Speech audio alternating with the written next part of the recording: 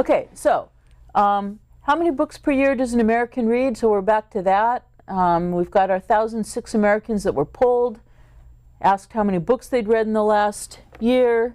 The resulting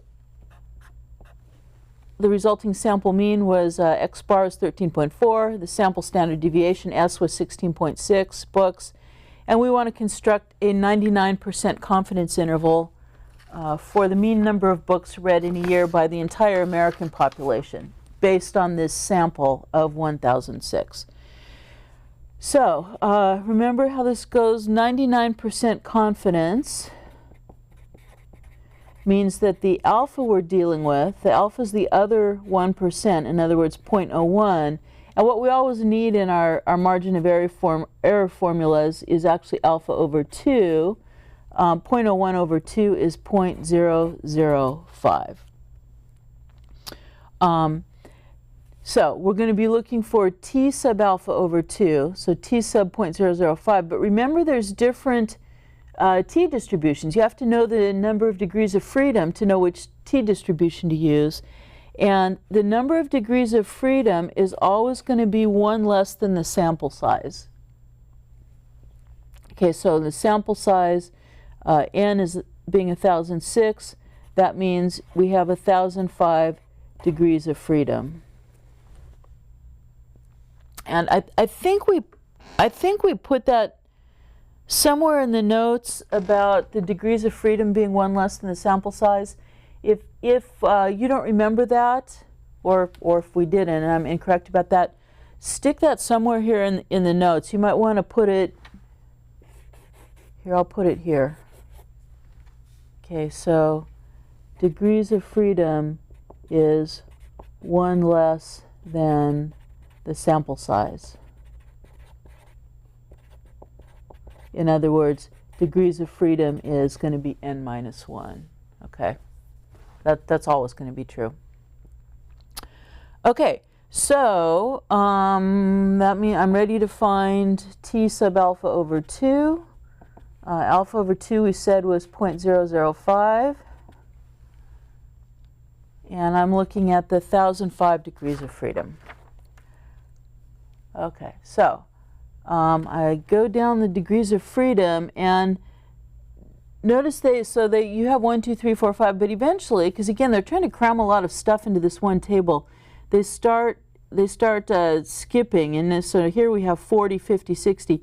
So what would you do if you needed 41 degrees of freedom? Well, you'd use 40. You use the closest one. Or if you needed 47 degrees of freedom, use the 50 line.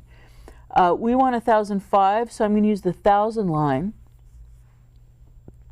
And the area I'm looking for, again, is 0.005. Okay, so the 1,000 line, 0.005.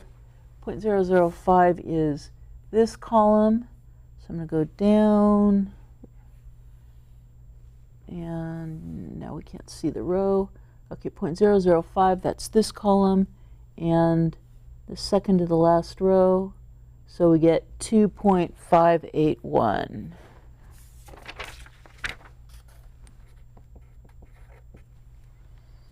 Okay, so now we've got everything we need to plug into the margin of error formula, which was t sub alpha over 2 times s over the square root of n.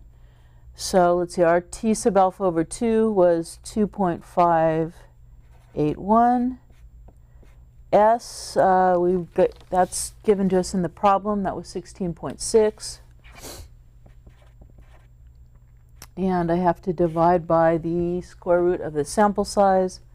Sample size was 1,006. So you'll run that through a calculator, and I got 1.35. So your 99% confidence interval, well, we're ready to construct that now.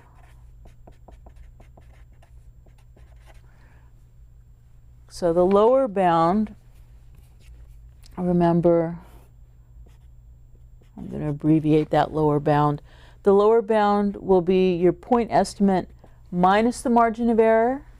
Your upper bound, I'll go ahead and abbreviate that too, is your point estimate plus the margin of error. So let's see, the point estimate for this example, remember the sample mean, which is our point estimate of the population mean, was 13.4. So 13.4 is going in for that sample mean.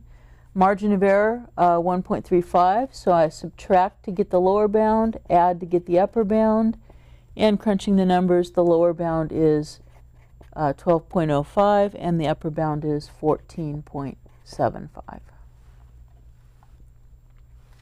Now this problem didn't ask us to interpret that, but some of the homework problems do, so let's just verbally, we don't need to write this down, we'll write it down in another example. Let's just verbally remind ourselves of what a confidence interval means. We can say with 99% confidence that the average number of books read per person by the American population is between 12.05 and 14.75 books per year. Okay, so let's give you a shot at doing one of these confidence interval for the population mean. A random sample of size n equals 35 is drawn from some population. The sample mean, x bar, is 18.4, and the sample standard deviation is 4.5. And I'd like you please to construct a 95% confidence interval for the population mean mu. So please do your best with that. You can follow along with the example I just did as best you can. And we'll come back and go over this in the next video.